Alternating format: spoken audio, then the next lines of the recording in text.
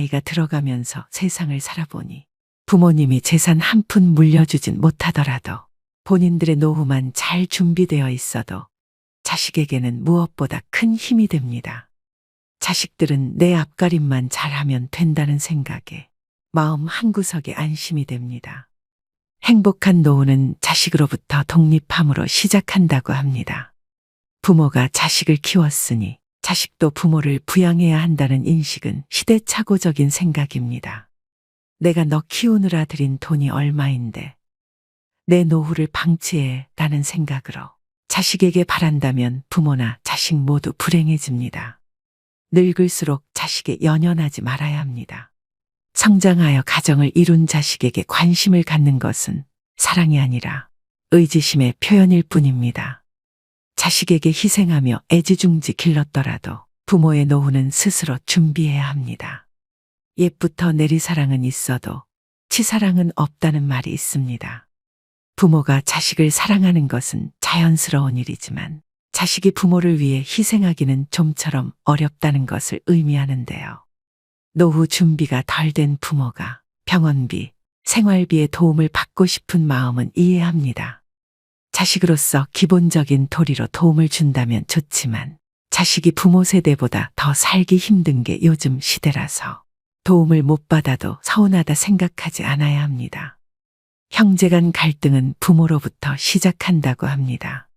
부모가 자식으로부터 독립하지 못하면 자식들 사이에도 누가 부모를 어떻게 모시냐 등 갈등의 씨를 남겨주는 꼴이 되고 맙니다. 부모에게는 열 자식도 짐이 아니지만 자식들에게는 부모가 짐이 된다는 현실을 받아들이셔야 합니다. 요즘은 부모가 자식을 모시고 사는 시대라고 합니다. 자녀 결혼자금, 집 마련, 사업자금까지 대주고 손주 키워주기까지 무한 희생하고 나서 노후에 자식 며느리 눈치 보며 사는 삶은 부모로서 절대로 선택해서는 안 되는 길임을 명심하셔야 됩니다. 부모가 쉽게 퍼준 사랑은 자식들은 당연한 걸로 여기고 고마워하지 않습니다. 자식에게 퍼주지도 말고 부담 주지도 말고 100세까지 내 돈으로 내가 사는 게 현명한 길입니다. 노후에 자식이 있어야 된다는 소리는 하지 마시고 내 몸은 내가 건사해야 됩니다. 자식이 나를 위해 무엇을 해줄 수 있는지 기대하는 대신 내 노후를 위해 무엇을 해야 할 것인가에 초점을 맞추셔야 됩니다. 그래서 오늘은 자식에게 짐이 되지 않기 위해 준비하셔야 되는 3가지 방법에 대해 말씀드리려고 합니다. 여러분들의 노후에 대해 깊이 생각해보는 시간이 되셨으면 좋겠습니다. 바로 시작하겠습니다. 첫 번째는 신체적 독립입니다. 나이 들어서 요양원에 가지 않고 자식에게 의존하지 않으려면 육체적으로 독립할 수 있어야 됩니다. 사람은 누구나 나이가 들어감에 따라 신체적인 어려움에 마주하게 되는데요. 노후에는 건강을 잘 지키기만 해도 흑자 인생을 보낼 수 있습니다. 건강이 곧 돈이기 때문입니다. 자녀에게 부모 부양으로 경제적인 부담을 주지 않는 가장 손쉬운 방법이 바로 건강관리입니다. 나이가 들면 돋보기, 보청기, 틀니, 지팡이, 약봉지가 일상이 됩니다. 아프면 서럽다지만 더 큰 문제는 질병으로 인해 따라오는 삶의 질 저하인데요. 타인의 도움이 필요해지는 상황이 닥치면 더욱 실감하게 됩니다.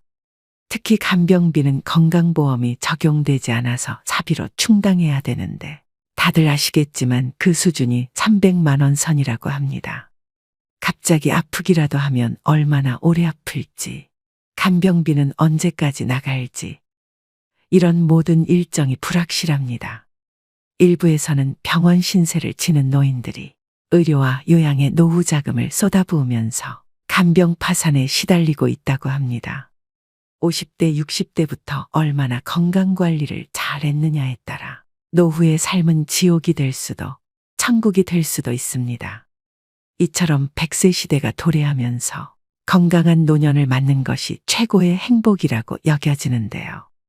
우선 건강 수명을 늘리려면 기본적인 체력을 유지하는 것이 매우 중요합니다. 이를 위해서는 근력 운동을 필수로 하셔야 됩니다. 이 기초 체력을 일찍이 다져놓지 못하면 나이가 들어감에 따라 걷고 싶어도 걸을 수 없는 때가 올 수도 있습니다.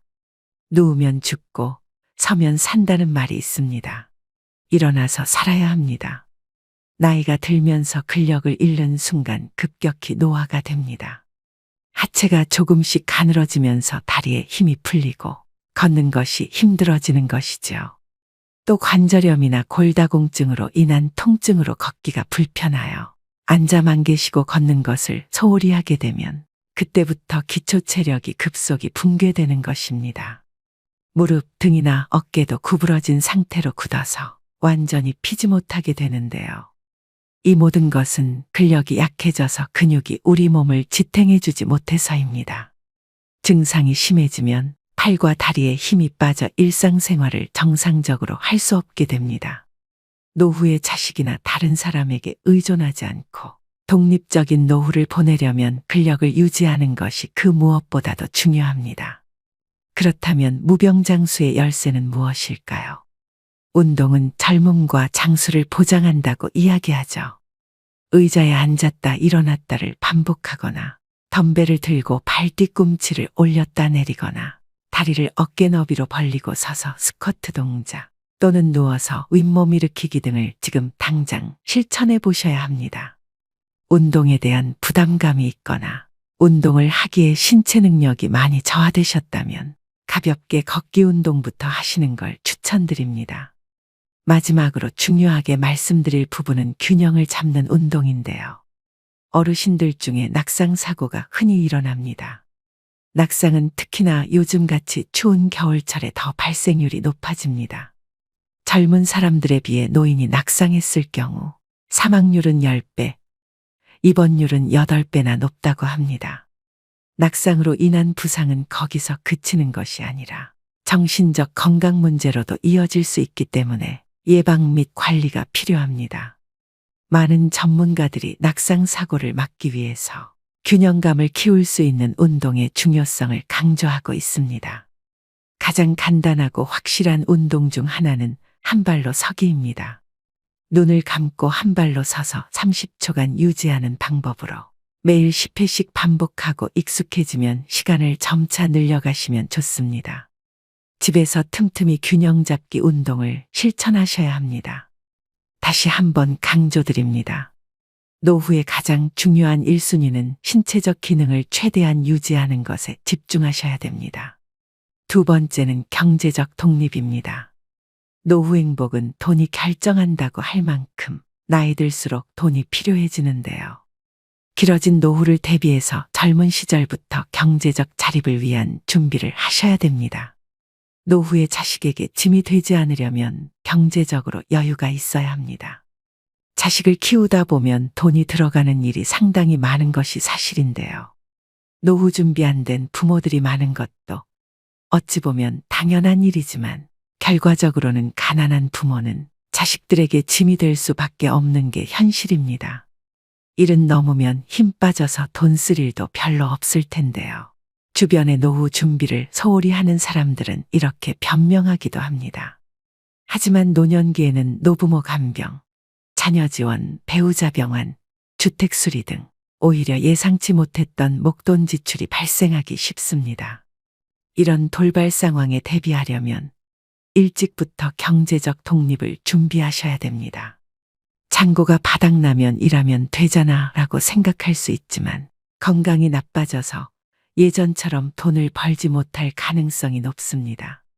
하지만 신체적 여건이 되시는 분들은 무리하지 않는 선에서 현역으로 일을 계속 하시는 게 좋습니다. 또 젊었을 때 모아둘 거리라고 후회하지 않으려면 저축하는 습관을 몸에 익히셔야 합니다. 소득이 줄어들면 그에 맞춰 씀씀이도 줄여야 하지만 한번 높아진 소비 수준을 낮추기란 쉽지가 않습니다. 하지만 은퇴가 임박했다면 온 가족이 한마음으로 덜 쓰고 짐을 줄이는 연습을 하셔야 합니다. 지금 벌고 있는 소득은 20, 30년 후 고정적인 소득이 사라질 때 내 자신과 배우자가 쓸 소중한 씨앗입니다. 나중에 퇴직금을 받을 테니까 저축은 필요 없다는 생각도 위험합니다. 퇴직금을 일시금으로 받아서 주식이나 부동산 등에 투자하겠다는 유혹도 생길 수 있지만 성급히 결정하면 나중에 후회하기 쉬운데요. 나이 들어서 투자에 실패하면 젊을 때처럼 패자부활전이 어렵습니다. 힘들게 번 퇴직금은 놀리지 마세요라고 접근하는 사람은 100% 사기꾼이라고 생각하셔야 합니다. 노년기에 투자를 하고 싶다면 미국 등 글로벌 우량 금융상품에 한정하고 여행, 취미 등에 쓰는 돈도 예산 내에서 쓰시는 게 좋습니다. 현역 시절엔 잘 나가던 사람도 한순간에 잘못된 선택으로 나이 들어 가난해질 수 있습니다. 노후가 고달파지는 것은 시간 문제입니다. 지금 가진 노후 자금을 온전히 지켜내는 것도 능력입니다. 또 노년기의 빈곤은 생존과도 직결되는 문제인데요. 얼마 전 충격적인 기사를 접했습니다. 자기의 질병을 자녀들에게 알리지 않거나 의료비와 간병의 부담을 자녀에게 주지 않으려고 극단적인 선택을 하는 어르신들이 늘어나고 있다고 합니다. 자식에게 짐이 되기 싫어 아픈 아내를 살해한 뒤 극단적 시도를 한 할아버지가 경찰에 붙잡힌 사건도 있었는데요. 노인 실태조사에 따르면 노인이 생각하는 생애 말기의 좋은 죽음은 가족이나 지인에게 부담을 주지 않는 죽음이 90.6%로 압도적인 응답이었습니다. 과거에는 오랜 기간 동안 자식이 부모의 간병은 물론 부양까지 대신해 왔습니다. 그러나 이제는 세상이 많이 변했습니다. 자식들도 먹고 살기 힘든 현실이기 때문에 부모의 부양은 정신적, 경제적으로 많은 부담으로 다가옵니다. 노후에 이런 비참한 일이 현실로 일어나지 않기 위해서는 하루라도 더 일찍 자발적으로 노후 준비를 하셔야 합니다. 마지막으로 황혼의 나이에 무조건적인 자녀 지원은 독이 될 수 있습니다. 경제적으로 자립하지 못했다고 해서 계속 퍼주면 내 노후가 먼저 무너지게 됩니다. 자식에게 한 푼도 안 주면 맞아 죽지만 다 주면 굶어 죽고 밥만 주면 무서워 죽는다는 말은 우스갯소리지만 그 속에 뼈가 있음을 명심하셔야 됩니다. 이처럼 나이가 들수록 다른 사람이나 가족에게 의존하지 말고 독립적으로 독하게 살아가야 합니다. 그래야만 노후에도 경제적으로 자립하여 건강하고 행복한 노후 생활을 할 수 있습니다. 세 번째는 정신적 독립입니다. 나이가 들수록 정신적으로 독립하는 것이 중요합니다. 여러분은 나이가 들어가면서 제일 두려운 게 무엇인가요? 주변에 많은 분들이 치매에 걸릴까봐 걱정이라고 하시는데요. 몸이 아픈 병보다 무서운 게 치매라는 말이 있을 정도로 치매는 자신은 물론 그 주변까지 힘들게 하는 병이다 보니 중년 이후부턴 치매에 관심이 커질 수밖에 없습니다. 가장 발병률이 높은 노년기에 사회적으로 고립되는 것이나 우울증은 치매의 원인 중 하나라고 하는데요. 그만큼 노후의 정신 건강을 위해서는 외로움과 우울감을 극복하시는 게 가장 중요합니다. 그렇다면 치매의 방법에는 어떤 것들이 있을까요? 안타깝게도 아직 치매에 대한 치유약은 개발되지 않았습니다. 지금까지 개발된 치매 치료제는 병의 악화를 지연시키는 효능만 있을 뿐입니다. 따라서 치매를 예방하기 위해 가장 중요한 것은 생활 습관을 바꾸고 식습관을 건강하게 유지하셔야 되는데요. 쉽게 할 수 있는 생활 습관으로는 음식을 꼭꼭 씹어 드시는 것입니다. 음식을 씹는 동작만으로 내려가는 혈류량을 증가시켜 뇌를 활성화합니다. 껌을 자주 씹는 것도 도움이 되겠죠. 그리고 일기를 쓰는 습관을 길러보세요. 치매 환자는 한 가지 특징이 있습니다. 치매 초기에는 단기 기억을 회상하는 데 어려움을 겪습니다. 그 이유는 단기 기억을 담당하는 뇌기관인 해마가 손상되었기 때문인데요.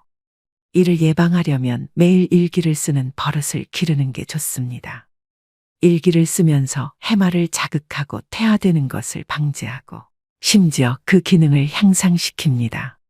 뇌는 지속적인 자극을 원합니다. 그 중에서도 가장 좋은 자극은 새로운 자극인데요. 내가 평소 하고 싶은 일들을 실천하면서 생활에 활력을 주셔야 됩니다. 또 무엇보다 사회적 고립과 우울증을 예방하기 위해 지속적으로 사회 활동을 하고 마음 맞는 사람들과 꾸준히 만나면서 소통하는 것이 중요합니다. 집에 혼자 있는 것은 치매로 가는 지름길이라는 것을 명심하셔야 됩니다. 가족이나 친구와의 만남, 취미 동아리 모임 등에 참여해 활발하게 활동하는 것이야말로 치매를 막는 가장 좋은 방법입니다. 일반적으로 우울증은 치매를 촉진할 수 있기 때문에 우울증 초기 증상을 보이신다면 가능한 한 빨리 치료하시는 게 중요합니다. 또한 음식은 통곡물, 녹황색 야채와 견과류를 통한 적절한 단백질 섭취를 하셔야 됩니다. 특히 올리브유는 뇌세포의 구성물질로 알려져 있는 리놀렌산이 풍부하게 함유되어 있습니다. 그로 인해서 기억력을 증진시켜 치매를 예방한다고 합니다. 해산물 중에서도 특히나 등푸른 생선을 자주 드시는 것도 권장드리는데요. 등푸른 생선에 함유되어 있는 오메가3는 두뇌에 영양을 공급해주는 것은 물론이고 혈액순환을 좋게 만들어줘서 치매 예방 음식으로 으뜸이라고 합니다. 종합적으로 노후의 정신적인 건강을 위해서는 긍정적인 마음으로 스트레스를 해소하고 혼자 있지 마시고 여러 사람들과 자주 어울리면서 즐겁게 사셔야 합니다. 부정적인 생각은 버리시고 지나간 과거를 후회하지 마세요. 하루하루를 즐겁게 보내는 생활을 하시기 바랍니다. 오늘의 영상 어떠셨나요? 오늘 말씀드린 자식에게 짐이 되지 않는 3가지 방법을 한 문장으로 정리하자면 저는 이렇게 표현할 수 있을 것 같은데요. 일주일에 한 번 친구들과 등산하고 내려와서 삼겹살에 소주 한잔 할 수 있으면 나의 노후 준비는 다 끝난 것이다. 일주일에 한 번 등산할 정도의 체력, 혼자 병원 다닐 수 있는 신체 능력과 자식들이 유일한 대인관계가 아닌 이렇게 어울려 외롭지 않게 지낼 친구가 있고 일주일에 한 번 정도는 나가서 외식하고 삼겹살에 소주, 두부에 막걸리 정도는 먹을 수 있는 경제적 여유면 충분합니다. 100세 시대가 확실한 이 시점에 이 3가지를 해낼 수 있는 것은 무척 중요하다고 생각합니다. 자식 농사가 부모의 노후를 보장하던 시대는 지났습니다. 자식이 잘 성장하여 독립했다면 그것으로 만족하고 더 이상의 기대는 금물입니다. 경제적으로 독립할 수 있다면 냉정하게 덧정을 끊어야 합니다. 관심의 모든 것은 잔소리로 비칠 뿐입니다. 노후에 가장 불행한 사람은 자식들에게 손을 벌리는 사람이라고 합니다.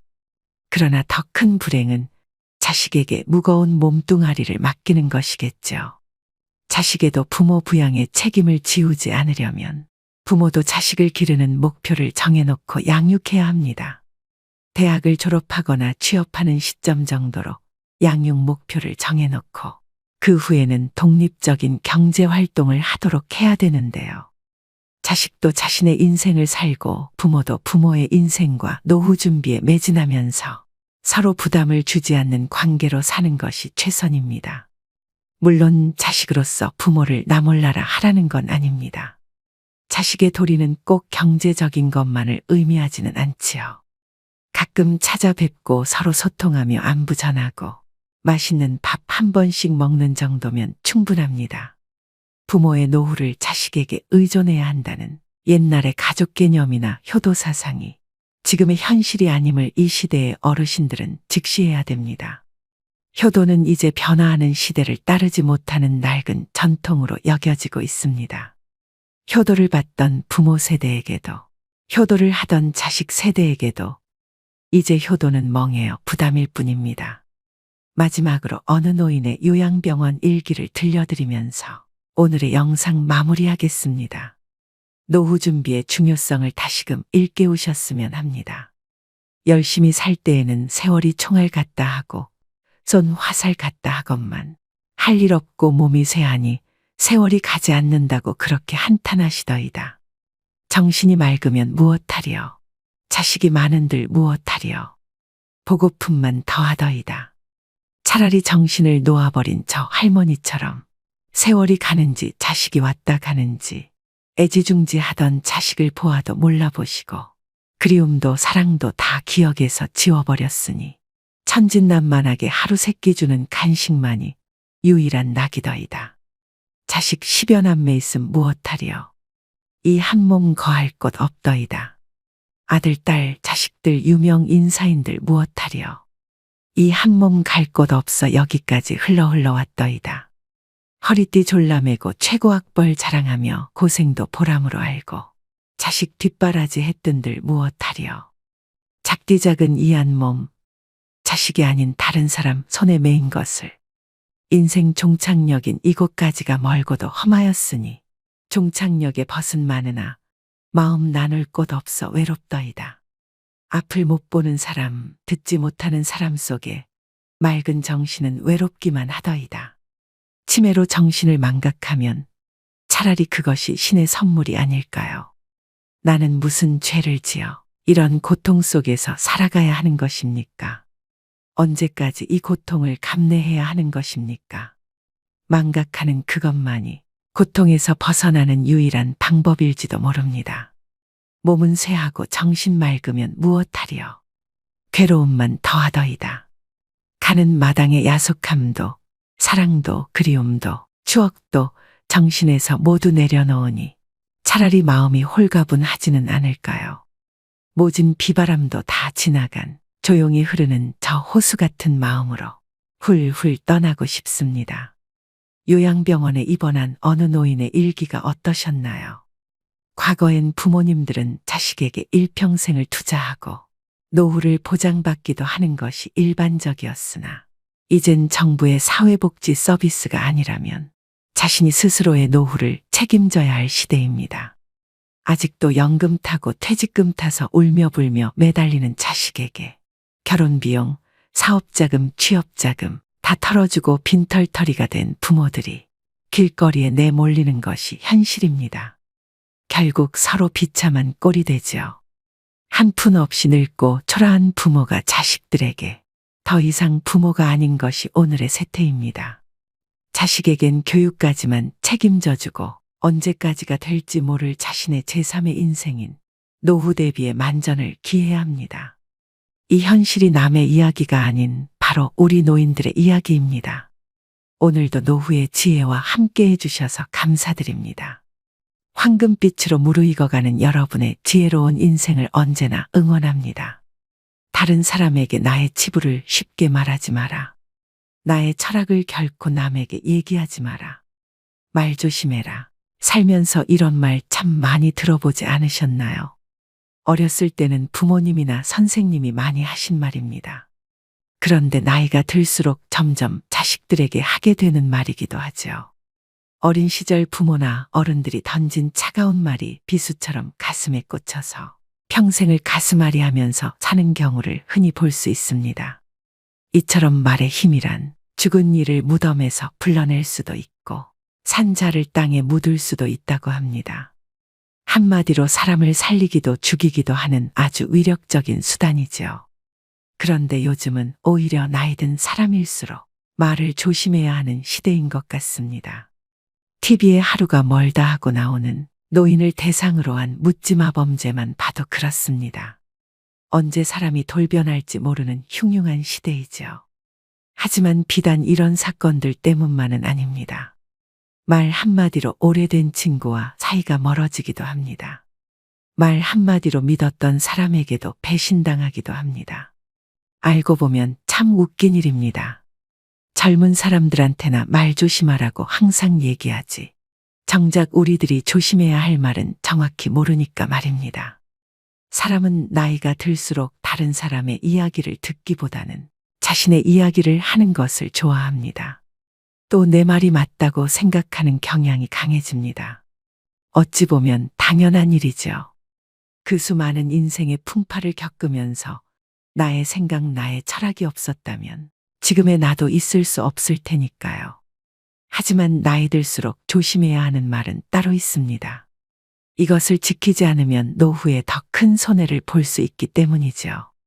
그래서 오늘은 나이 들수록 절대 남에게 하면 안 되는 말 10가지에 대해 법륜 스님의 지혜로 배워보겠습니다. 만약 남에게 괜한 말을 해서 상처받은 적이 있다면 오늘 영상을 끝까지 들으셔야 합니다. 그럼 결코 노후의 말 때문에 상처받고 손해보는 일은 없으실 겁니다. 바로 시작하겠습니다. 첫 번째, 내 과거를 결코 남들에게 말하지 마십시오. 말은 한 번 뱉으면 주워 담을 수 없다는 말이 있습니다. 그 중에서도 나의 진솔한 과거에 대한 말은 결코 주워 담을 수 없습니다. 매일 한 이불을 같이 쓰는 배우자에게도 과거의 비밀만은 지켜야 합니다. 후에 다툼이 있을 때 내 비밀이 나의 치부가 되기 때문입니다. 하물며 타인이야 말에 무엇할까요? 말은 한 사람의 입에서 나오지만 천 사람의 귀로 들어가고 만 사람의 입으로 옮겨진다고 합니다. 아직도 과거의 기억이 상처가 되시고 힘드신가요? 그때 했던 아픈 선택이 후회되시나요? 그만큼 마음 아프게 후회했으면 이제는 그만 보내주셔도 됩니다. 그러니 괜히 다른 사람들에게 나의 아픈 과거를 말하지 마세요. 나의 과거는 내가 짊어지고 가는 것입니다. 지난날의 실수를 반복하지 않도록 그 안에서 교훈을 얻었을 것입니다. 역사로부터 배우고 미래로 나가야 한다는 말처럼 우리는 과거로부터 배우고 내일을 준비해야 합니다. 이는 오히려 우리의 삶을 더 알차고 풍요롭게 해줄 것입니다. 시행착오가 있더라도 이것이 우리 인간을 성장시키는 방법입니다. 그러므로 아무리 친한 친구나 아내, 남편에게도 나의 과거사를 말해서는 안 됩니다.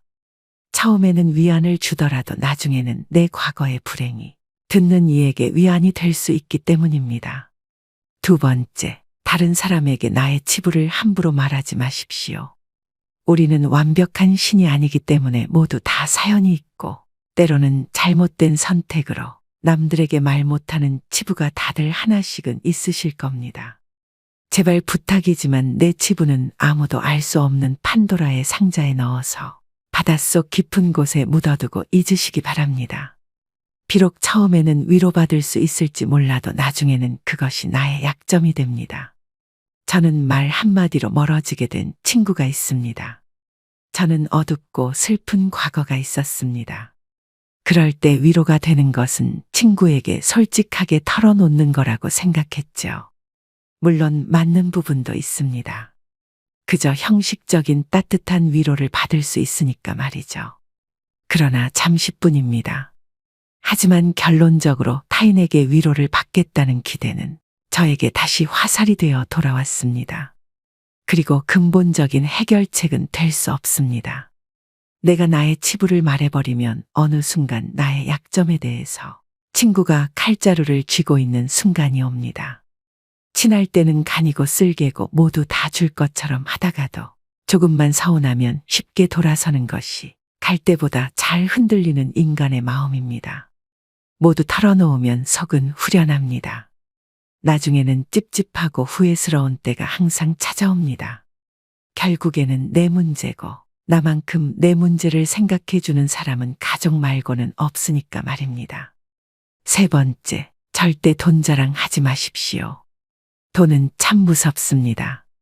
돈이 좀 있다고 얘기하는 순간 시기질투하는 사람이 생깁니다.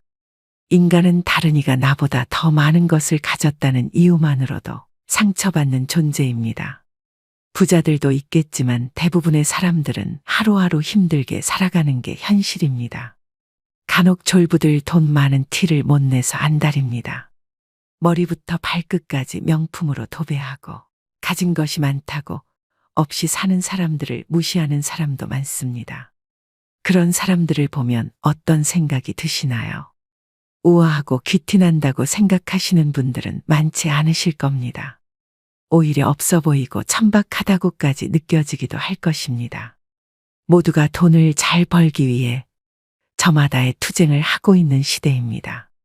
돈 자랑 한 번 잘못하면 듣는 이에게 빨간 사이렌이 울립니다. 나는 이렇게 힘든데, 나는 저만큼 못 버는데, 이런 생각이 안 들 수가 없습니다. 요즘 어르신들 대상으로 하는 범죄가 참 많아지고 있습니다. 대부분은 돈 좀 있다고 말하는 어르신들 등골 빼먹으려고 하는 사람들입니다. 친구의 권유로 투자를 했다가 돈을 잃은 사람도 있고, 퇴직금으로 받은 돈을 아들의 사업자금으로 썼다가 몽땅 잃어버리게 된 사람들도 있습니다. 돈 자랑도 아무나 하는 게 아닙니다. 괜히 돈 자랑했다가 돈 빌려달라는 사람 때문에 곤란해질 수도 있습니다. 네 번째, 나의 목표를 남들에게 절대로 말하지 마십시오. 사공이 많으면 배가 산으로 간다라는 말은 다들 들어보셨을 겁니다. 주변에서 이래라 저래라 간섭하는 사람이 많으면 내 목표를 이루기 힘들다는 말이죠. 아직 시작도 안 한 목표를 남들에게 말하는 것은 내 목표로부터 멀어지는 일입니다. 출발도 하기 전에 의지를 뺏깁니다.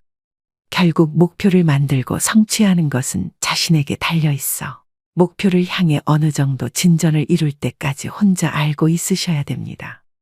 타인의 조언이 오히려 혼란만 일으킵니다.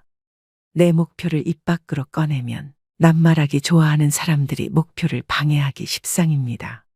또 어차피 서로 다른 삶을 살아왔기 때문에 상대방의 충고는 도움이 되기는커녕 장애물이 될 수 있습니다. 우직한 마음으로 묵묵히 혼자서 목표를 향해 나아가셔야 됩니다. 자신감 있게 스스로의 판단을 신뢰하고 믿으셔야 됩니다.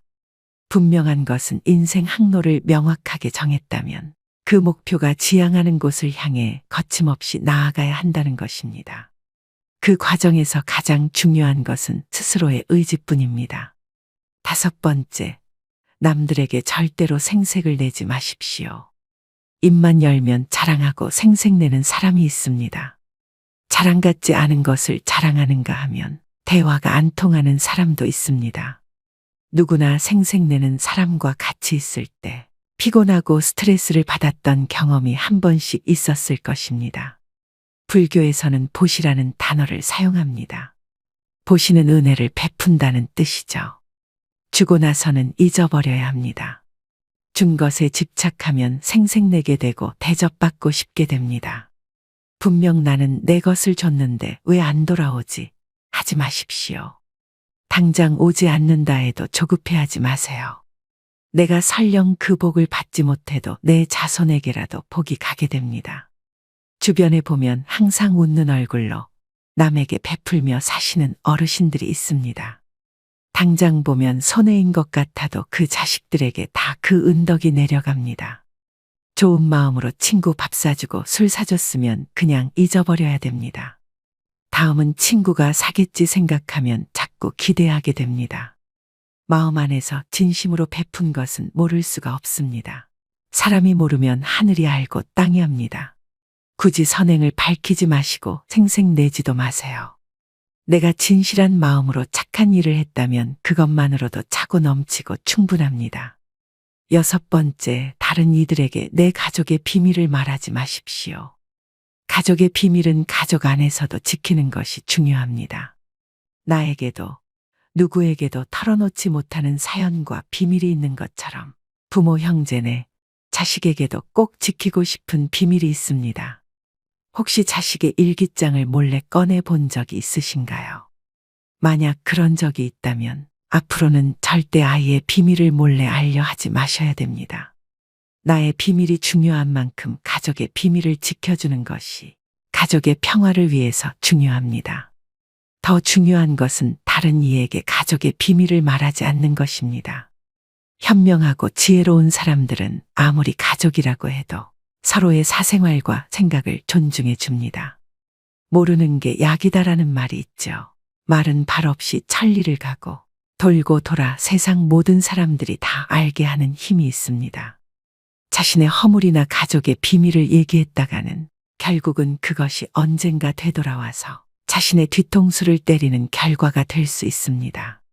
다른 이를 만나서 가족의 은밀한 비밀과 치부에 대해 안주거리로 올려서 말씀하지 마세요.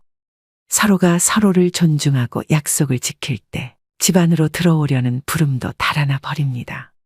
꼭 명심하셔야 됩니다. 7번째, 나의 치명적인 약점은 절대로 말하지 마십시오. 주변 사람 10명에게 나의 깊은 약점을 이야기하면 앞에서는 모두 위로해 주는 것처럼 보입니다. 하지만 그중 8명은 뒤돌아서면 내 아픔을 이용해 본인들의 행복을 쟁취합니다. 나의 치명적인 약점을 이야기하면 그 사람에겐 내 삶을 담보 잡히는 것이나 마찬가지입니다. 피치 못할 상황에서 약점을 이야기해야 할 때도 절대로 모든 약점을 한 번에 이야기하지 말아야 합니다. 일단 입 밖으로 내뱉으면 주워 담을 수 없기 때문에 늘 조심해야 합니다. 수다쟁이처럼 말을 많이 한다고 해서 사람들 사이에서 인기 있는 것은 아닙니다.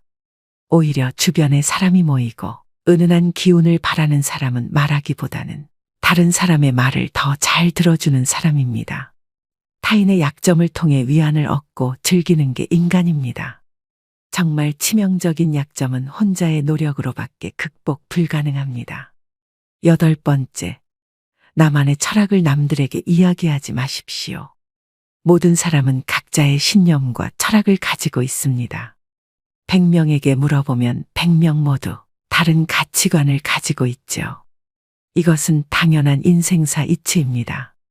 오랜 세월의 격정과 풍파를 이기는데 내 소신이 없었다면 가능했을까요?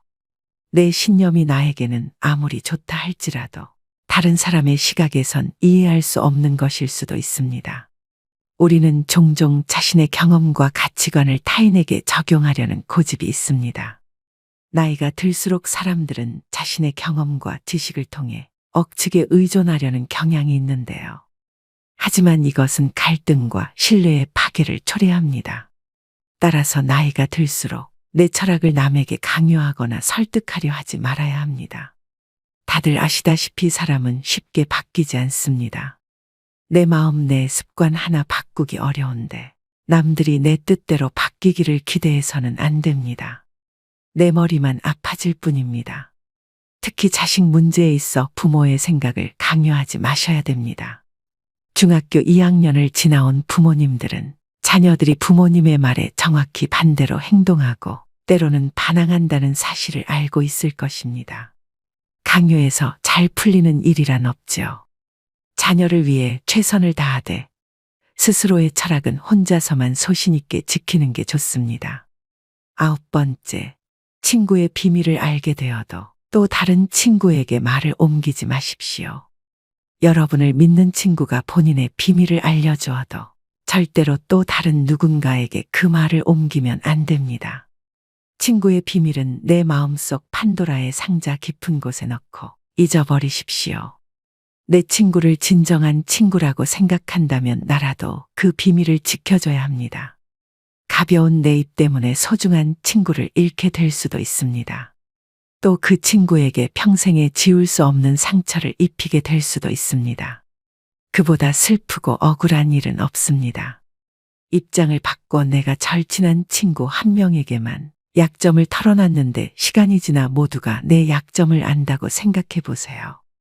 절친과의 신뢰와 우정이 깨질 뿐만 아니라 배신당했다는 생각에 밤잠을 설칠 것입니다. 우연이라도 알게 된 친구의 비밀은 끝까지 지켜줘야 합니다. 10번째, 여러분의 재능을 남들에게 섣불리 말하지 마십시오. 은퇴를 하고 연금을 받는 분들 중에도 자신만의 능력으로 남들을 도와주며 마음이 풍요로운 노후를 보내는 분도 있습니다. 참으로 멋진 분들입니다. 하지만 어떤 분야에서 특별한 재능이 있다고 굳이 떠벌리고 다닐 필요는 없습니다. 시기 질투가 많은 사람들은 오히려 당신의 선의와 선행을 안 좋게 봅니다. 힘든 상황에 있는 사람을 발견한다면 이런저런 충고와 조언을 하는 대신에 그저 말없이 가서 조용히 도와주는 것이 좋습니다. 자신의 성공과 철학을 공유하려고 하지 마세요. 말보다 행동입니다. 도움을 주었기에 질투받을 일도 없습니다.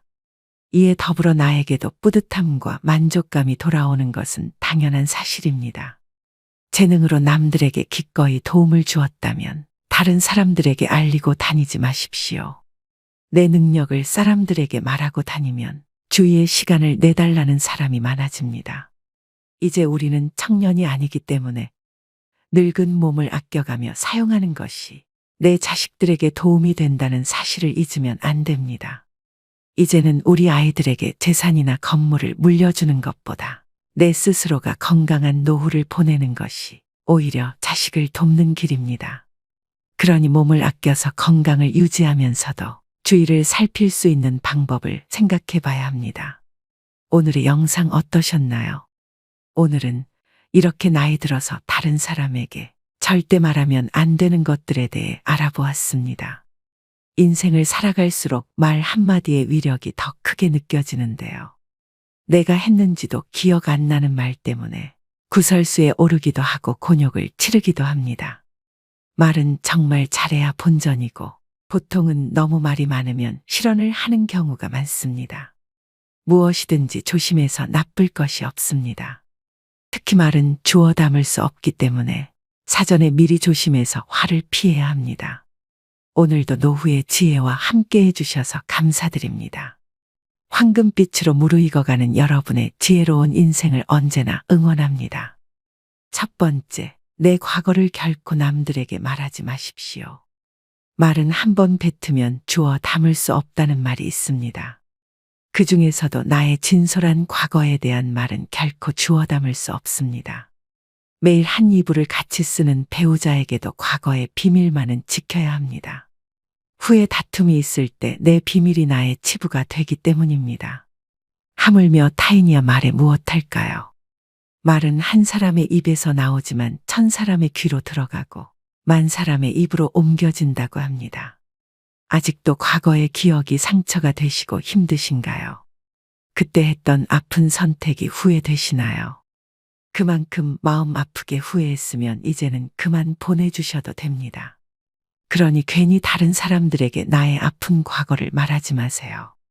나의 과거는 내가 짊어지고 가는 것입니다. 지난날의 실수를 반복하지 않도록 그 안에서 교훈을 얻었을 것입니다. 역사로부터 배우고 미래로 나가야 한다는 말처럼 우리는 과거로부터 배우고 내일을 준비해야 합니다. 이는 오히려 우리의 삶을 더 알차고 풍요롭게 해줄 것입니다. 시행착오가 있더라도 이것이 우리 인간을 성장시키는 방법입니다. 그러므로 아무리 친한 친구나 아내, 남편에게도 나의 과거사를 말해서는 안 됩니다. 처음에는 위안을 주더라도 나중에는 내 과거의 불행이 듣는 이에게 위안이 될 수 있기 때문입니다. 두 번째, 다른 사람에게 나의 치부를 함부로 말하지 마십시오. 우리는 완벽한 신이 아니기 때문에 모두 다 사연이 있고 때로는 잘못된 선택으로 남들에게 말 못하는 치부가 다들 하나씩은 있으실 겁니다.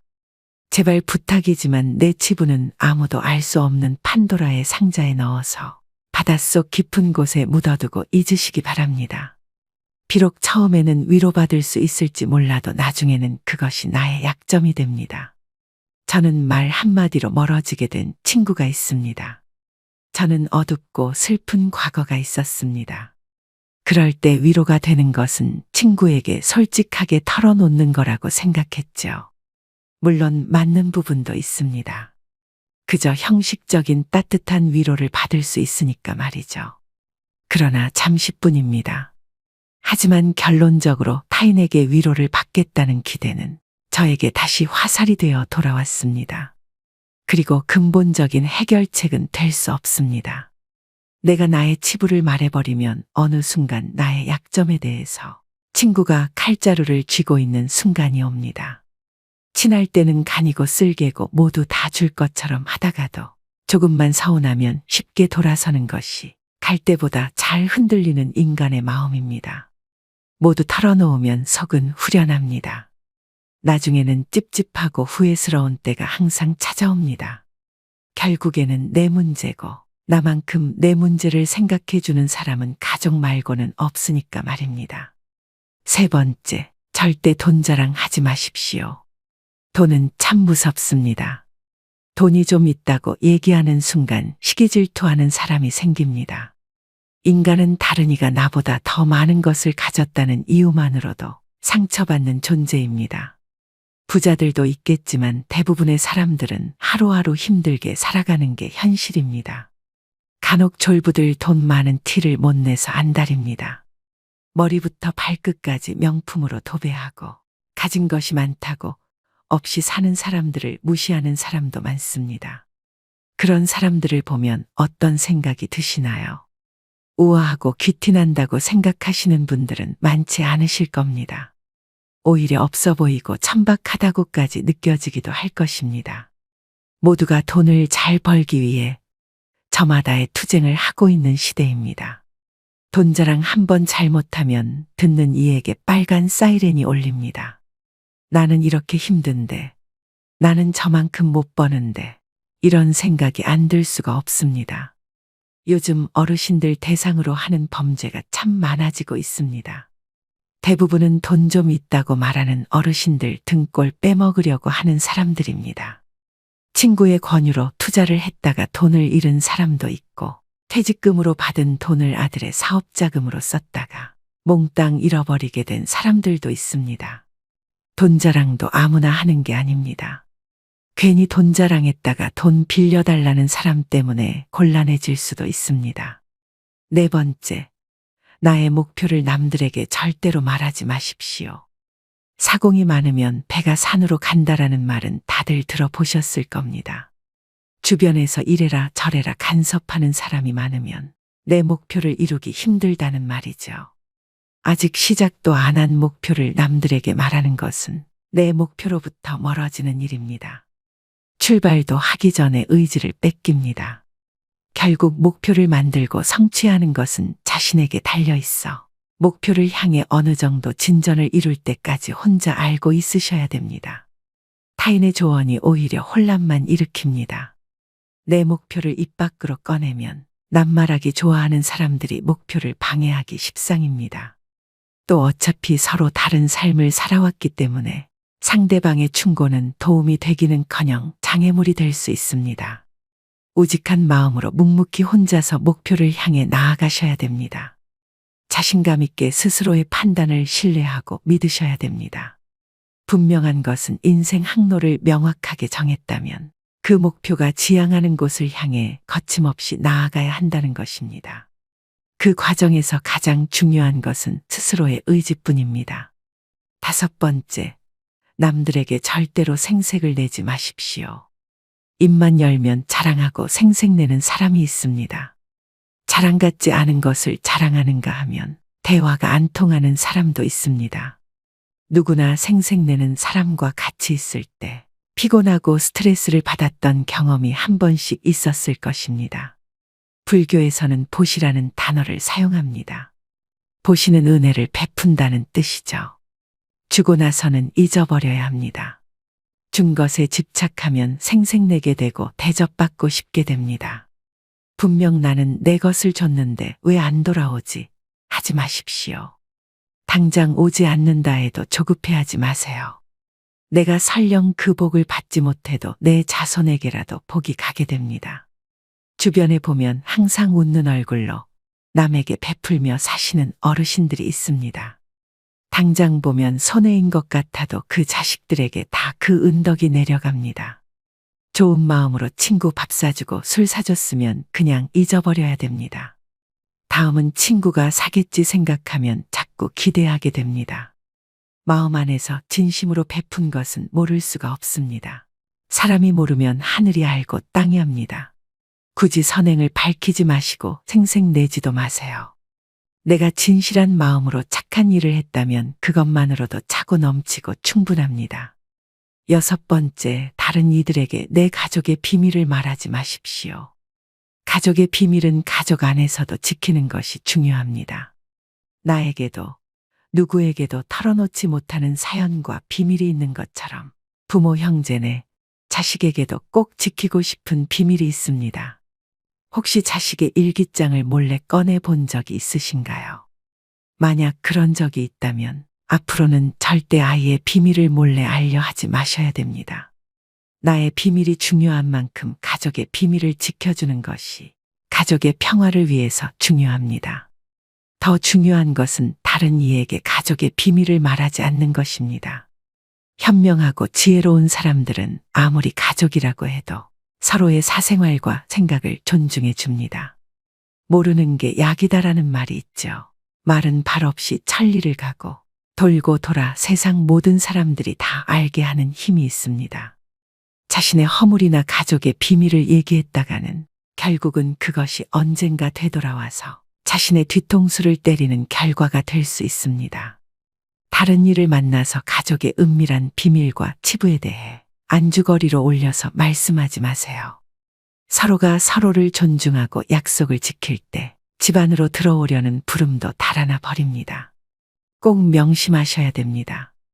일곱 번째, 나의 치명적인 약점은 절대로 말하지 마십시오. 주변 사람 10명에게 나의 깊은 약점을 이야기하면 앞에서는 모두 위로해 주는 것처럼 보입니다. 하지만 그중 8명은 뒤돌아서면 내 아픔을 이용해 본인들의 행복을 쟁취합니다. 나의 치명적인 약점을 이야기하면 그 사람에겐 내 삶을 담보 잡히는 것이나 마찬가지입니다. 피치 못할 상황에서 약점을 이야기해야 할 때도 절대로 모든 약점을 한 번에 이야기하지 말아야 합니다. 일단 입 밖으로 내뱉으면 주워 담을 수 없기 때문에 늘 조심해야 합니다. 수다쟁이처럼 말을 많이 한다고 해서 사람들 사이에서 인기 있는 것은 아닙니다.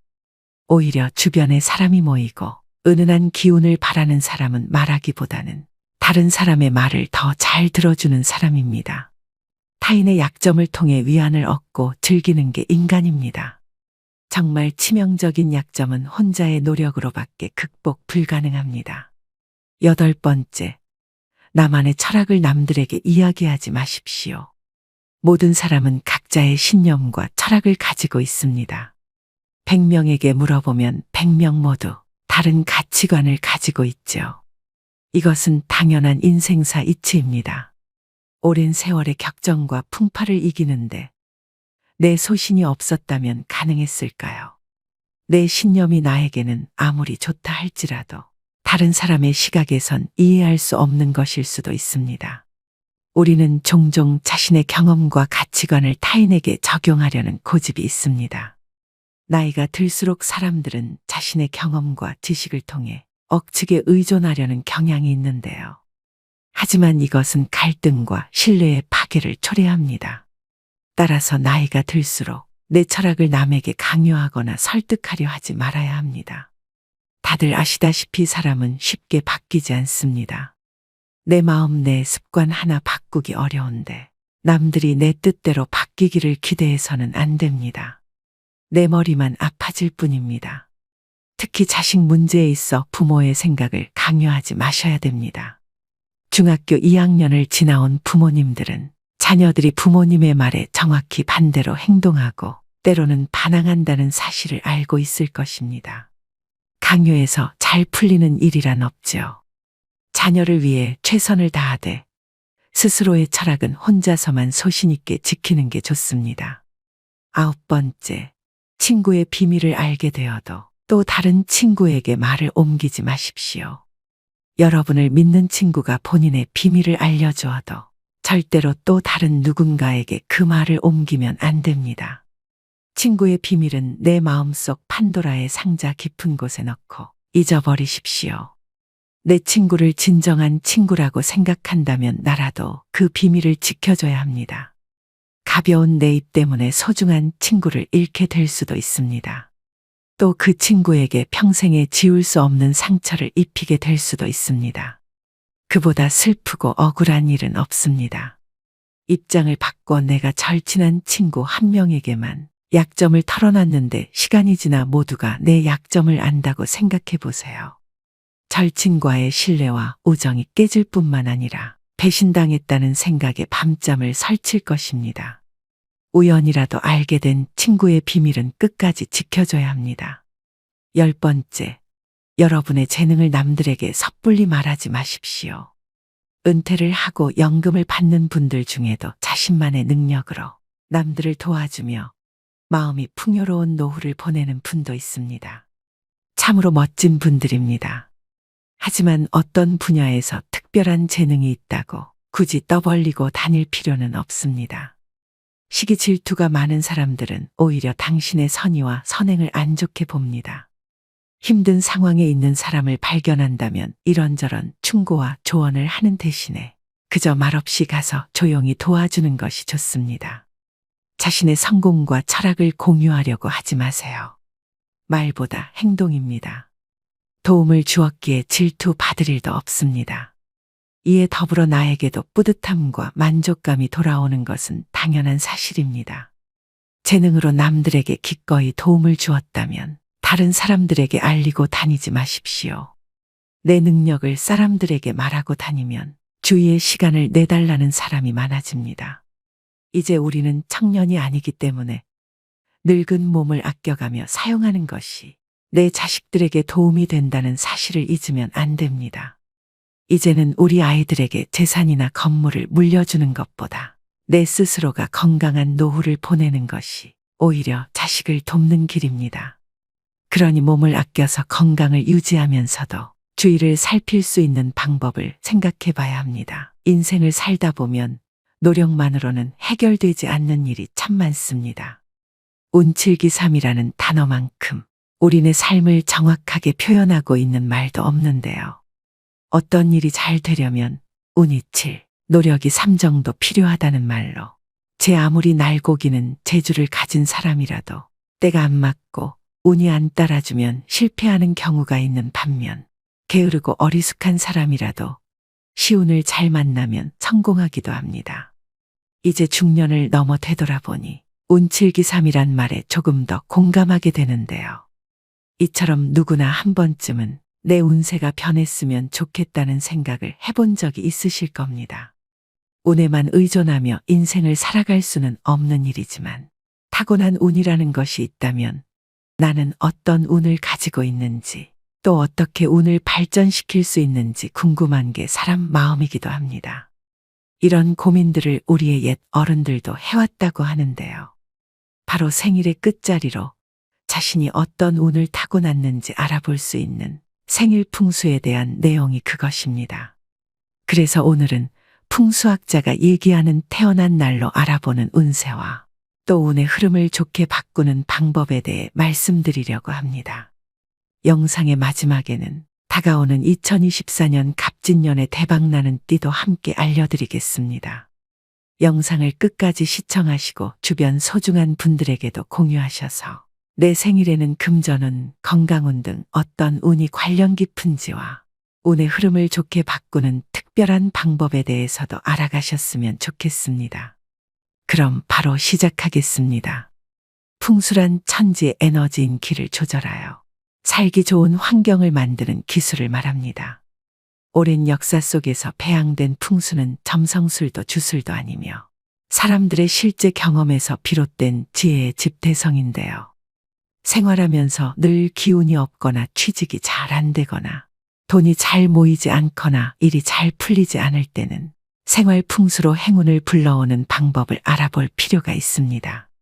이러한 생활 풍수에는 생일 풍수도 있는데 생일 풍수란 자신이 태어난 날짜의 끝자리 수만으로 자신의 성격과 운명을 알아보는 것을 말합니다. 이것은 역학의 수신비에 의한 것으로 옛날 중국에서는 숫자 하나하나에 여러 가지 뜻이 깃들어 있다고 여겨왔다고 하는데요. 예를 들어 절구가 3월 3일, 5월 5일과 같이 홀수가 겹치는 것도 3과 5라는 숫자가 가진 힘을 얻기 위해서였다고 합니다. 역학에서 숫자에 관한 전설은 7000년 전으로 거슬러 올라갑니다.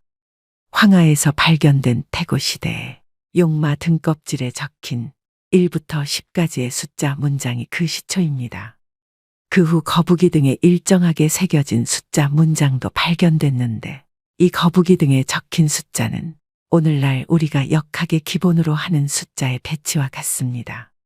즉, 태고부터 오늘날까지 중국에서는 숫자 철학을 계승해 왔던 것이죠. 중국의 부자들은 비즈니스 관계의 사람을 만날 때 생일 풍수를 이용하여 관시를 맺기도 합니다. 재물복이 있는 사람과 사업을 하게 되면 더 큰 성공을 이룰 수 있기 때문입니다. 중국 부자들 사이에서 7000년간 내려온 생일 풍수란 게 무엇이길래 이토록 열광하는 것일까요? 오늘은 태어난 날의 끝자리 수로 성격과 운명을 잃는 생일 풍수를 알아보겠습니다. 양력생일 기준 1일, 11일, 21일, 31일에 태어난 사람. 만물은 1일부터 시작합니다. 봄에 싹을 키우는 것처럼 착실하게 전진해 나가는 성실한 사람입니다. 동작 면에서는 항상 먼저 나아가 움직이기 때문에 사업을 하게 되면 가장 먼저 성공할 수 있습니다.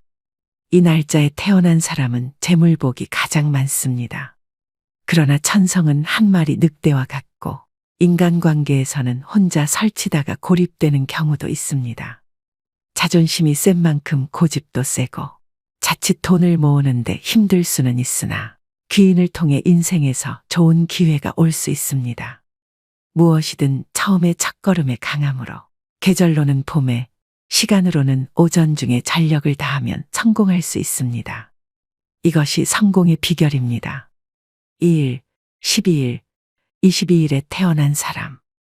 음과 양, 안과 박, 일이 둘로 나누어져 음양이 된 숫자 2. 그러므로 이면성을 가지고 있습니다.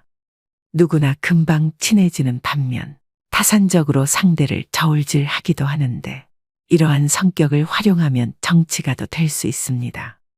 1과 0 두 종류의 기호로 작동하는 컴퓨터 관계 일을 하면 좋습니다. 두 갈래 길에서 망설이는 성향이 있지만 고민하지 말고 뛰어난 두뇌를 활용하여 사회에서 큰일을 하셔야 됩니다. 이 날짜에 태어난 사람은 재물복도 많습니다. 재주도 많고 굉장히 비상하며 돈복도 타고났기 때문에 재산을 현금화하는 능력도 탁월합니다. 야무진 듯하면서도 물어터진 듯한 게 단점이다 보니 어렵게 돈을 모았다 싶으면 매사 조심하셔야 됩니다. 3일, 13일, 23일에 태어난 사람. 3은 만물에 생기를 주는 숫자입니다. 밝음과 발전의 숫자, 좋은 머리와 성격, 수려한 외모 등 삼위일체의 덕을 겸비한 사람입니다. 당연히 인기가 있어서 평생 먹는 것에 구애받지 않고 살 수 있습니다. 단 인기 때문에 남성은 삼각관계에 주의해야 하며, 특히 23일에 태어난 사람은 술로 망할 수 있으므로 과음은 삼가도록 해야 됩니다. 여름을 좋아하는 성격이므로 휴가를 남쪽 섬에서 보내는 것도 좋습니다.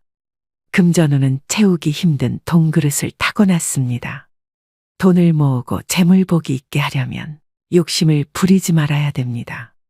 4일, 14일, 24일에 태어난 사람.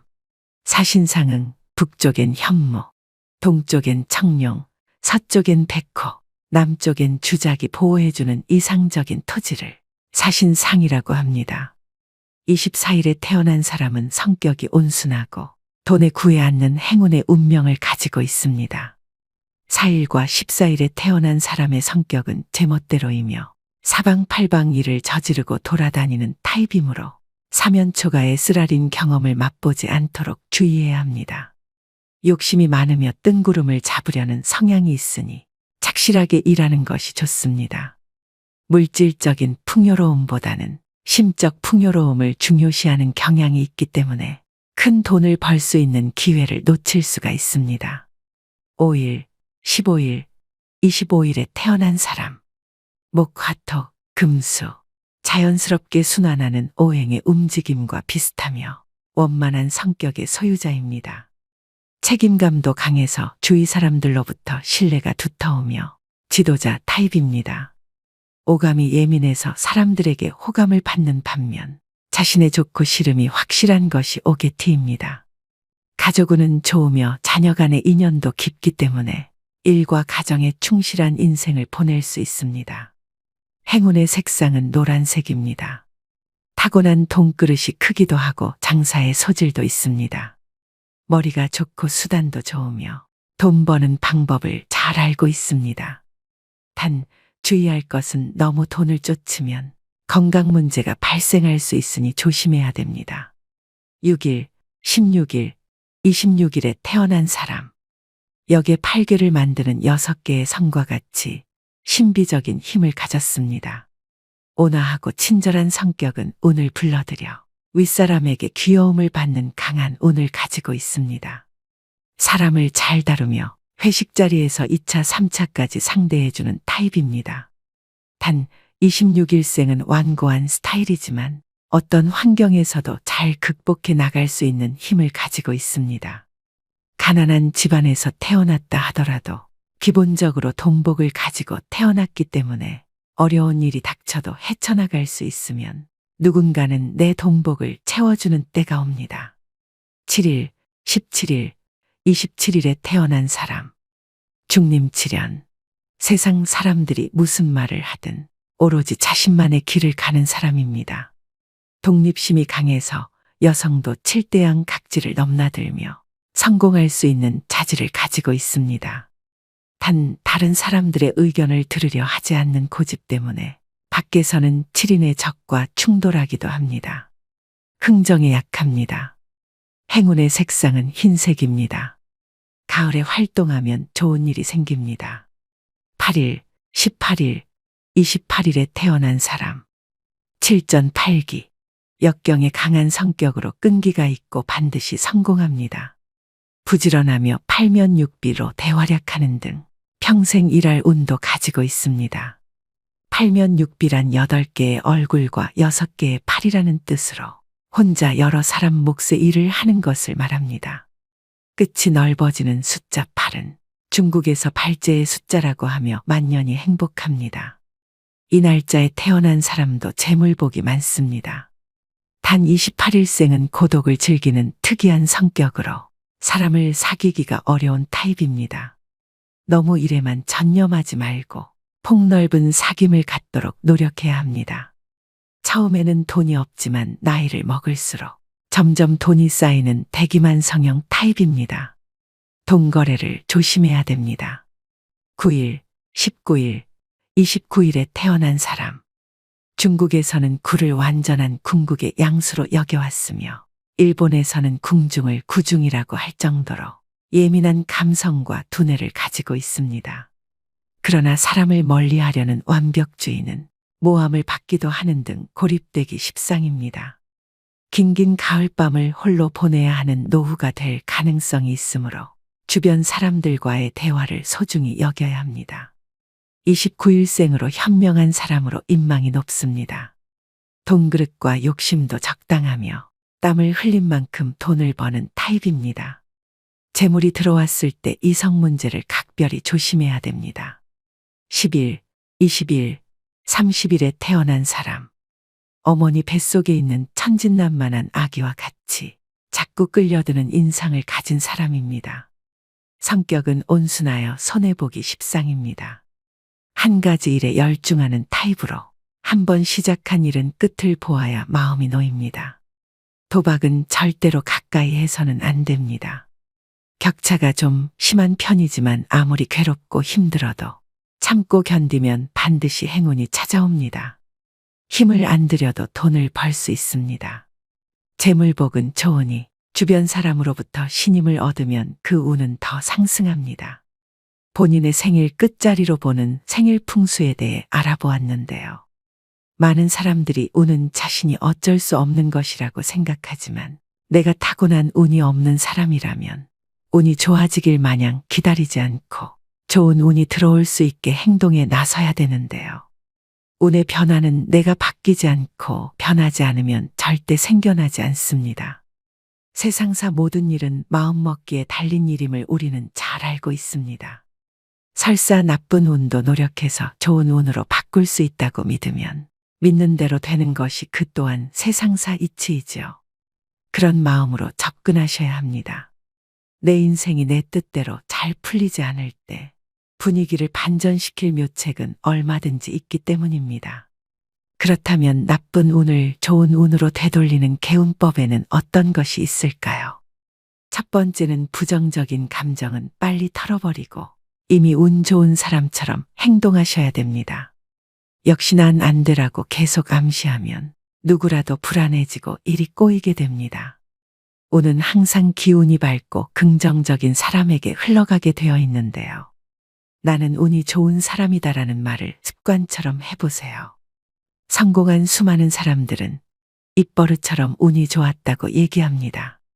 할 수 있다고 생각하면 할 수 있고 할 수 없다고 생각하면 할 수 없게 되듯이 운이 좋다고 말하면 운이 좋아지고 운이 나쁘다고 말하면 운이 나빠지게 됩니다. 말에는 자기 실현에 힘이 있기 때문이죠. 생각의 차이가 운을 바꿉니다. 마음이 바뀌면 자세가 달라지고 스스로 좋은 기운을 발산해 운이 좋아지게 되어 있습니다. 뿐만 아니라 내가 상대에게 준 긍정적인 에너지도 반드시 나에게 돌아옵니다. 내가 긍정적인 에너지를 줬음에도 내게 침을 뱉을 사람이 있을까요? 그런 일은 잘 일어나지 않습니다. 상대를 배려하는 긍정적인 말은 사실 별것 아닌 것처럼 보일 수 있습니다. 하지만 그렇게 작고 약해서 평소에 잘 드러나지 않던 운이 시간이 지나 내게 정말 필요한 때가 되었을 때 매우 큰 힘으로 작용할 수 있습니다. 긍정적인 것이든 부정적인 것이든 내가 뿌린 에너지는 다 나에게 돌아오기 마련입니다. 그러니 내가 평소에 하는 말을 잘 점검하셔야 합니다. 두 번째는 좋은 사람을 늘 곁에 두셔야 됩니다. 나의 생각과 행동에 가장 많은 영향을 주는 것은 바로 주변에 있는 가까운 사람인데요. 그래서 좋은 인간관계를 쌓을 수 있는 환경을 만드는 데 전념해야 합니다. 싫어하는 사람은 가급적 허용하지 말고 그냥 관심을 끊는 것이 가장 좋습니다. 대신 좋은 사람과의 관계에 집중해야 합니다. 즉, 함께해서 즐거운 사람이라면 그것만으로도 좋은 운을 불러오는데요. 누구와 가까이 지내는가에 따라 내 생각과 행동이 달라지기 때문입니다. 그러니 싫은 사람과 억지로 관계를 쌓지 말고 좋은 사람들과의 관계에 집중하셔야 합니다. 류시와 시인의 좋은지 나쁜지 누가 아는가라는 책에서도 시인이 지금까지 한 여행 중에 가장 힘들었던 여행은 열악한 환경, 불편한 교통으로 인한 것이 아니라 불평꾼 친구와 함께한 인도 여행이었다고 합니다. 결국 그 친구를 두고 여행 중간에 도망쳤다는 고백을 한 바도 있는데요. 그만큼 주변에 누군가를 두어 어떤 에너지를 주고받느냐는 인생에서 간과할 수 없는 중요한 부분입니다. 좋은 운은 좋은 사람과 함께 오는 것을 명심하셔야 됩니다. 세 번째는 정리정돈을 하셔야 합니다. 탁한 기운이 나가야 좋은 기운이 유지되기 때문인데요. 운기가 정체되어 있거나 침체된 곳은 정돈이 안 되어 어지럽고 좋지 않은 냄새가 나기도 합니다. 좋은 방향의 기도를 하는 것도 개운템을 놓는 것도 청소를 하지 않으면 그 효과가 좋지 않을 가능성이 큽니다. 손길이 닿지 않아 더럽혀진 그림액자, 오랫동안 입지 않아 그저 장롱 속에만 걸려있는 철진한 옷 등은 죽은 기운에 해당됩니다. 종종 고장난 시계를 고치지 않은 채로 그대로 서랍 속에 넣어 방치해두는 사람들이 있는데 시계는 끊임없이 돌고 돌아가며 순환해야 하는 물건이므로 움직임이 멈추지 않도록 더욱 신경을 써주는 것이 좋습니다. 입지 않는 옷도 버리기가 아깝다면 자주 빨래를 해서 입거나 주변 사람에게 베풀어주는 것도 괜찮습니다. 자연과 계절이 때가 되면 변화하는 것처럼 모든 기운은 조금씩 순환이 되어야 하는데 이렇게 멈춰 움직이지 않고 오랫동안 방치를 해두면 덕을 보는 것보다 가지고 있는 좋은 운까지 날아가 버리게 만듭니다. 집 치우기가 귀찮은 사람은 스스로 운을 좋지 않게 만드는 중입니다. 청소와 관리는 좋은 운으로 만드는 일상의 기본 수칙입니다. 나쁜 운을 좋은 운으로 바꾸는 방법 3가지에 대해 알아보았는데요. 삼성의 창업자 이병철 회장은 성공 철학으로 운둔근을 제시했었습니다. 우선 운이 있어야 하고 그것을 기다릴 수 있는 둔함과 흉운도 버텨내는 근성과 의지가 있어야 한다는 뜻인데요. 이처럼 사람은 능력 하나만으로 성공하는 것이 아닙니다. 진인사 대천명이라는 말을 들어보셨을 겁니다. 운만을 기다리기 전에 내가 해야 할 일을 하고 난 후 하늘의 뜻을 기다려야 한다는 말입니다. 이처럼 행운도 준비된 자에게 옵니다. 꽃마다 피는 시기가 다르죠. 내 꽃은 봄, 여름, 가을이 지난 뒤에 필 것이다라고 믿고 기다려야 합니다. 말씀드린 개운법 3가지를 꼭 실천해 보시길 바랍니다. 아주 간단한 이 방법만으로도 틀림없이 운이 변하는 여러분을 느끼게 될 것입니다. 마지막으로 다가오는 새해 갑진년을 맞아 2024년에 대박나는 띠를 알려드리면서 영상 마무리하겠습니다. 저희 구독자 여러분들 모두 새해에는 운수대통하시길 바랍니다. 대박나는 띠 첫 번째는 뱀띠입니다. 기존의 힘든 시기를 지나 새롭게 도약하고 잘 되는 시기입니다. 생각했던 목표보다 더 큰 성과를 이룰 수 있는 해이기도 한데요. 나를 도와주는 귀인을 통해 재물을 얻을 수 있는 성취운 등 횡재수가 커집니다. 또한 승진운도 좋기 때문에 임금 인상의 기회가 있을 수 있습니다. 다방면에 재주가 있고 도화의 끼가 많으므로 왕성한 활동이 있는 시기입니다. 2024년은 전반적으로 편안하게 살고 즐거운 일이 많은 한 해가 됩니다. 대박나는 띠 두 번째는 호랑이띠입니다. 갑진년을 맞이하여 굴곡진 기복을 뛰어넘고 2024년도에 크게 대박나는 띠입니다. 귀인이 찾아오며 기회를 맞이하는 성취운이 높은데요. 횡재수가 커서 무슨 일을 하더라도 큰 성과를 낼 수 있는 시기입니다. 양력 5월, 6월에 태어난 분들은 재물운, 건강운, 성취운 인덕으로 새해를 맞이할 수 있다고 합니다. 대박나는 띠 세 번째는 원숭이띠입니다. 원숭이띠 분들은 날 삼재까지 오느라 그동안 참 고생 많으셨습니다. 2024년에는 재물운과 문서운이 좋아지는 원숭이띠는 예상하지 못한 곳에서 큰 돈을 벌게 됩니다. 3월과 7월에 큰 복이 들어오고 좋은 일이 생긴다고 합니다. 새로운 일을 시작하는 사람이나 자영업자들에게 더욱 좋은 해가 될 것이라고 하니 인생의 터닝포인트로 갑진년엔 여러모로 마음을 편히 가지셔도 될 것 같습니다. 대박나는 띠 네 번째는 닭띠입니다. 새로운 확장 가능성이 열려 재물운과 귀인을 만나는 시기인데다가 운기가 상승하는 시기까지 겹쳐서 새로운 미래로의 도약을 도와줄 적당한 시기라고 합니다. 그동안 무엇을 해도 시작조차 안 되고 너무 힘들었던 닭띠분들은 갑진년에는 상승운을 타고 꼭 대박나셔서 본인이 하고자 하시는 길에서 반짝반짝 빛나는 기회가 있다고 하니 용기 내서 꾸준하게 나아가시길 기원합니다. 대박나는 띠 마지막은 토끼띠입니다. 2024년에는 원하는 모든 것을 성취할 수 있는 매우 길한 해입니다. 합격 문서, 자격증, 집문서 등을 말하는 문서운이 높아지고 재물이 들어오는 큰 기회가 생길 수 있습니다. 7월과 8월 즈음에 기운이 들어오면서 운이 트이고 하반기에는 좋은 결과로 이어져 대박이 날 수 있습니다. 주의할 점은 사람을 귀하게 생각해야 기회가 옵니다. 오늘의 영상 어떠셨나요? 다사다난했던 2023년이 지나가고 있습니다. 2024년 푸른 용의 해인 갑진년을 맞아 구독자 여러분들 모두 힘들었던 일은 미련 없이 잊어버리시고 그동안 소원하셨던 일들이 모두 이루어지시는 한 해가 되길 바랍니다. 무엇보다 건강과 가정의 평안이 가득하시기를 기원하며 올해 노후의 지혜 채널에 보내주신 관심에도 무한히 감사드립니다. 오늘도 노후의 지혜와 함께 해주셔서 감사드립니다. 황금빛으로 무르익어가는 여러분의 지혜로운 인생을 언제나 응원합니다.